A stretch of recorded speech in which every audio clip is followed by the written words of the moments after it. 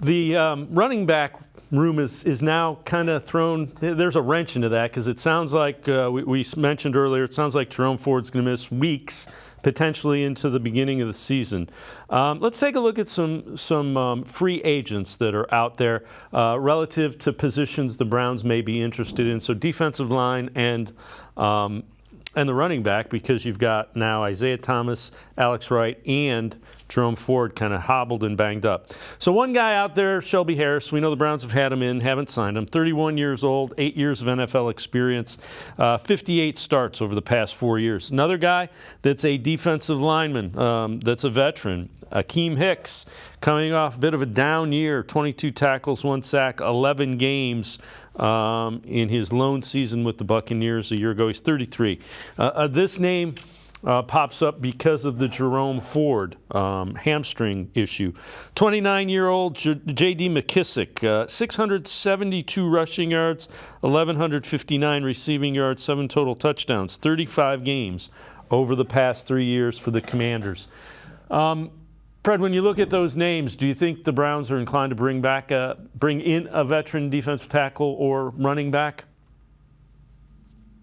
Well, as I said, maybe on this show, but I've written that I felt like they were not going to make any move till training camp began, if they made any at all. And they went down to West Virginia.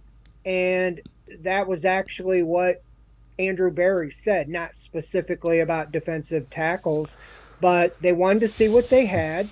And then you saw immediately, like the day they got back from West Virginia, Shelby Harris came in. So that tells me that they are more so than just looking for a body. They are looking at, frontline starter type players. And I think that would be a tremendous upgrade at the position. Out of the 22 starters, I was suspect about Jordan Elliott. To me, I would say they had 21 of the 22. Jordan Elliott, they keep talking about, and he's listed as the starter. But because they asked him to take a pay cut and renegotiate his contract for this year and the last year of his deal, I think that they were ready to move on from him, that they might not be sold on him. They might be saying the right things, but that they're talking with Harris. Now, I've heard insiders with our group say that he is still looking at other options that he has, but that he or Akeem Hicks, a guy we talked about last year, Ndamukong Suh, there's guys like that out there, and I think they're also waiting for their options to see how things are going to shake out. It usually comes down to money, but I like that they're looking to upgrade the position.